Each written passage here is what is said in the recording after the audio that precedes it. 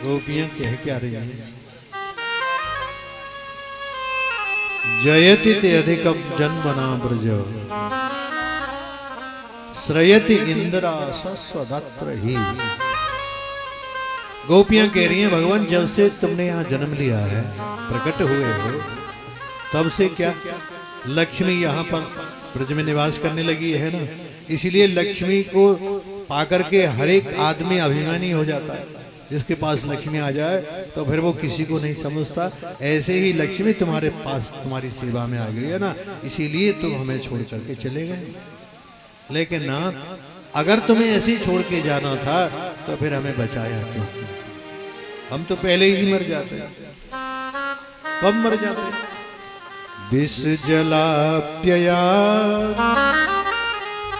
ब्याल राक्षसा बरस मारुता बैर्यता। वर्षा से क्यों बचाया? इंद्र डूबे तो उसी दिन ही पूरा खेल खत्म हो जाता। सर्प से क्यों बचाया? आसुरी उस दिन खा जाता। अग्नि से क्यों बचाया? वो सर्प से क्यों? काली के विष से क्यों बचाया? अरे जब मारना ही था तो पहले ही मार देते, फिर हमें बचाया। गोपियां उलाहना देने लगी, तुम नंद के तुम यशोदा के बेटा नहीं हो सकते। नखल गोपिका नंदनो भवान नखिल देहिना मंत्र रात्म दृक्। आप यशोदा के बेटा भी नहीं हो सकते, क्योंकि यशोदा तो सबका ख्याल रखने वाली है। उसका नाम ही यशोदा है।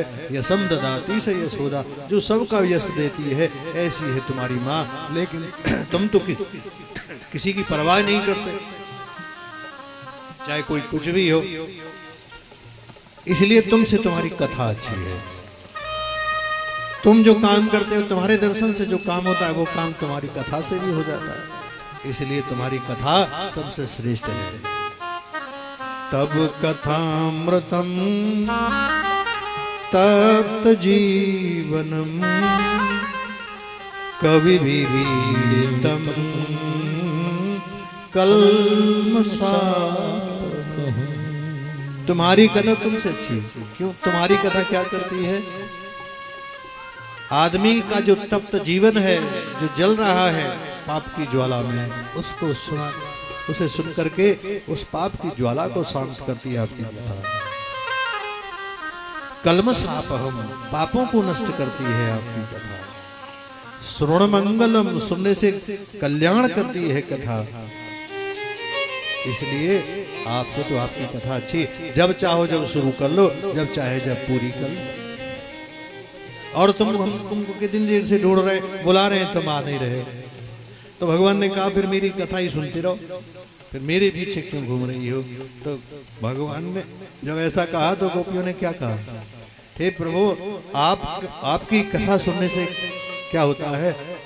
पाप नष्ट होते हैं, और जब पाप नष्ट होते हैं तो आपके दर्शन की लालसा और बढ़ जाती है।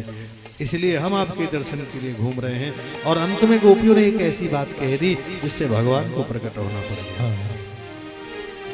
जत्ते सुजात चरणाम्बुरम विस्तनेषु भीतासनहं दधीमहि कर्कशेषु तेनाटवी मठसी तद व्यथतेन किंशवत् कुरपाद विपुरमतीर धीर भवदायुषान। क्या कह रही हैं गोपियां कि हे प्रभु, आपके चरण इतने कोमल हैं कि हम उनको अपने इन कठोर स्तनों पर रखते हुए भी डरते हैं, कहीं आपके चरणों में पीड़ा न हो जाए। हे भगवान, आप ऐसे कोमल चरणों से इस जंगल कंटका किन जंगलों में कहीं घूम रहे होंगे, आपके चरणों में कंकड़ चुभ रहे होंगे, आपके चरणों में कांटे चुभ रहे होंगे। ये सोच सोच कर हमारे हृदय को बड़ी पीड़ा होती है। भगवान ने विचार किया कि अब इनका मन अपने शरीर से हटकर अब मेरे ऊपर आ गया। अब जब अपने शरीर से मन हटकर भगवान के ऊपर चलता है तो भगवान को प्रकट होना पड़ जाता है। और तासा माविर्भूत चौरी स्नेहामान मुखाम्बुजः पीतांबरधर सृगवी साक्षात मनमथ मनमथ। साक्षात मनमथ कामदेव की भी मन को मथन करने वाले भगवान प्रकट हो गए। फिर नहीं रहा गया। कहा कि अब गोपियों का मन अपने ऊपर से हटके मेरे ऊपर आ गया, अब मैं प्रकट होऊंगा। और भगवान प्रकट हो गए। कैसे हैं? साक्षात मन्मथ कामदेव के भी मन को मथन करने वाले हैं। गोपी ने पकड़ लिया, किसी ने उत्तरीय पकड़ लिया, किसी ने हाथ पकड़ लिया, किसी कोई कंधे पर हाथ रख के खड़ी हो गई। हे नाथ, तुम हमें छोड़कर कहाँ चले गए थे? भगवान ने कहा, देवियों मैं तुम्हें छोड़कर कहीं नहीं गया, मैं तो तुम्हारे पास ही था, मैं तो तुम्हारे इस प्रेम की परीक्षा ले रहा था। हे गोपियों, तुम इस परीक्षा में पास हो गए, आओ अब हम मिलकर के रास विहार करते हैं। और भगवान ने गोपियों के साथ रास किया। और वो रास कितनी देर चला? ब्रह्म रात्रे मुपावत्रे दास मोदान मोदिता। ब्रह्मा की एक रात्रि के बराबर वो रास चला। ब्रह्मा की एक रात्रि में 429 करोड़ 96,28,000 वर्ष होते हैं, लगा लो इसे। इतनी वर्षों तक वो रास चलता रहा, लेकिन गोपियों को लगा एक क्षण में ही ये सब रास लीला हो गई। जब सुबह हुई तो गोपियों ने, भगवान ने कहा, हे गोपियों तुम अब अपने अपने घर को जाओ। तो गोपियों ने कहा, प्रभु अब हमको घर में कौन रखेगा?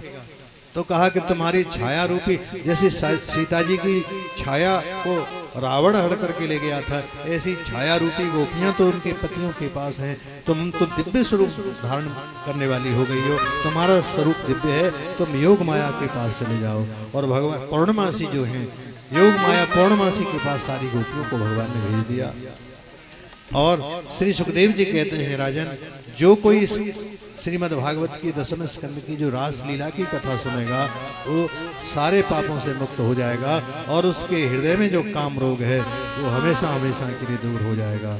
बोलिए भक्तवत्सल भगवान।